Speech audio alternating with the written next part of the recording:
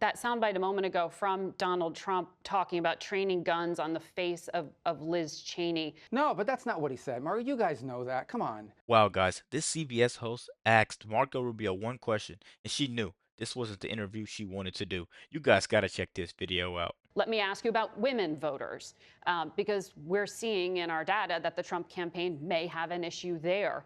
Here's what former Trump administration UN Ambassador Nikki Haley said this past week about that Madison Square Garden rally. This bromance and this masculinity stuff, I mean, it borders on edgy to the point that it's going to make women uncomfortable. You know, you've got affiliated PACs that are doing commercials about calling Kamala the C word, or you had speakers at Madison Square Gardens, you know, referring to her and her pimps. That is not the way to win women. Do you share the former governor's concerns that this is a vulnerability? Well, first of all, I want to point out, and no one talks about this, Kamala Harris is a bigger problem among men than Donald Trump does among women.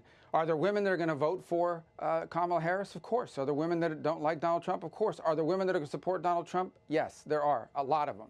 And I think you'll see that bear out on Election Day.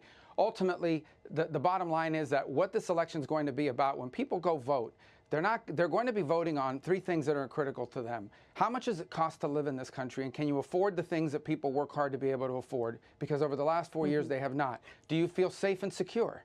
And the answer is no. People do not feel safe and secure when you have dangerous criminal elements entering this country across the open border that Kamala Harris allowed. And number three is, how close is this country to being dragged into some sort of global conflict? We now have troops from North Korea side by side with Russians on the ground in Ukraine. We're edging closer every single month to some broader global conflict that could involve the United States. And guess who's going to have to go fight in those wars? The sons and the daughters and the children of the people who are going to decide this election. And that includes over half the country, which is women voters. That's And you guys, to touch on one more thing, how would you feel if your son, daughter, anybody had to go fight in these wars while are not getting put first? Americans are not getting put first. They have Mexicans coming over here, getting $50 million in funding to live in the top-notch hotels, and you're telling me your son has to go risk his life to protect that?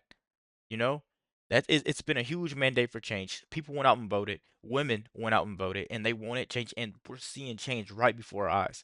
I don't know how people on CBS or CNN, any of it, could sit there and bash Donald Trump. It seems like this whole campaign was bash Trump, push Kamala. And that's how it's been. And Trump has had it really, really rough. I'm glad we get to see change. You know, it gets easier and easier to destroy little hosts like this, man. Easier and easier. Because you call out BS. That's all you got to do. Call out the BS. Let's keep going, guys. what's going to be on people's mind, and that's what should be on their mind, because that's what's at stake in this election.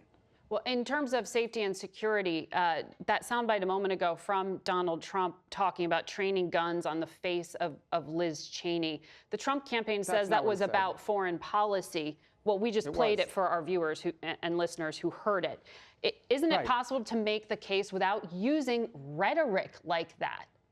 But Donald Trump doesn't talk like someone who's been in Washington for 30 years. He doesn't Training say it the guns way I on her would have said it. face? No, but that's not what he said, Mario. You guys know that. Come on. I mean, everybody knows exactly what he was saying. What he was saying is, you're so much in favor of war. Yeah, you played a piece of the soundbite, because in another piece of it, he said he would give her a gun to go stand in conflict as well. You don't normally give a gun to someone that's going to be facing a firing squad, which is what much of the media made it sound like. The point he was making is not a new point. It is a point that has been made by people in both parties for decades, and that is, you're all for war, and it's easy to be for war when you're in some fancy building and you're safe and sound in Washington, D.C. Let's see how much you are for war when you yourself get deployed into combat. That's the point that he was making. That he uses language that maybe is not what we typically hear from someone that works at a think tank. Oh, fine. But I think it's truly not just unfair, it's egregious to see that reported the way that it was, along with other things that are out there. I've never seen such a concerted effort. Look, I've always believed there's bias because no one's unbiased, but I've never seen such a concerted effort like what I've seen, especially in the last 2 weeks, among multiple media outlets in this country, to, in some cases, breathlessly distort and lie about what's being said and to create and manufacture these gotcha moments against Donald Trump. I've never seen it before. It's over the top. Senator, you are the ranking member on the Senate Intelligence Committee. You also know that former Commander-in-Chief is not just some guy off the street, and words matter. U.S. intelligence has They do matter. They do matter. specifically warned about the risk of political violence in this country. Guys, you just have to respect how Marco Rubio just exposed her for showing you that the media lies to you. They bash and they bash Trump's rhetoric and they don't know how to take it. He's a guy that's not always been a politician, so of course he's going to talk a little bit differently than the politicians that's in there. You know, people want to see change, and it's pretty cool we got someone like Trump in there because he's not scared to be blunt and he's not scared to go against these people that go against him. You know, sometimes that's what you got to do in this world. And I don't like how they bash him. And CBS host Margaret Brennan, you're just horrible. You're next to Jessica Tarloff to me. I can't wait for you to lose your job. Let's keep going, guys. It, some of it stoked by foreign adversaries. Iran trying to do that, Russia trying to do that in the days after the election. Are you confident in the security and the integrity of the election? Well, I'm confident in the security and integrity of the elections, and especially because we have strong systems across this country. It's spread across 50 states. That doesn't mean there aren't going to be problems. We saw problems earlier in the week in Pennsylvania, and they were resolved by a court where people were not being allowed in one county from accessing their on-demand mail ballot at the spot. There are going to be issues like that. They're being confronted at the front end. And those things are being looked at. Look, in the state of Michigan, we know now, and this is not me making it up, I can't believe it hasn't received more coverage, a Chinese national registered to vote and voted.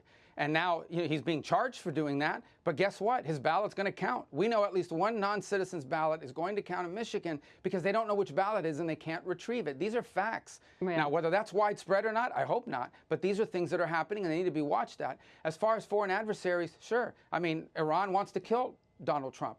Iran, this has been fully documented. They are trying to kill Donald Trump. You talk about violent rhetoric. He's the only candidate in this race, and not because I wish this on anybody else, who's had not one but two assassination attempts against his life. Right. So, of course, we're all concerned about it. Right. In terms of the case you talked about in Michigan, we have tracked that. The Secretary of State of that state has actually brought charges, has made that public. That individual may actually be deported.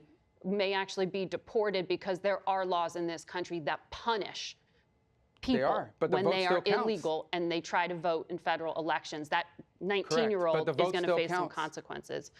He is, and he's going to, but his vote still counts. His vote will still be counted. Understood. I'm just trying to make clear here that there are systems, as you pointed to. Guys, you know what I notice most? These people on these news outlets show you who they're supporting by their biased questions to bash Trump and go against Trump. It's common sense now. And Marco Rubio's like that guy, you know, he shoots off the hip. You know, he's very quick. Ask him anything, he's going to tell you the answer. He's going to be blunt. He's going to be completely honest. Let me know what you guys think about this video. Be sure to like, comment, subscribe if you're new. And as always, let me know what you react to. Out.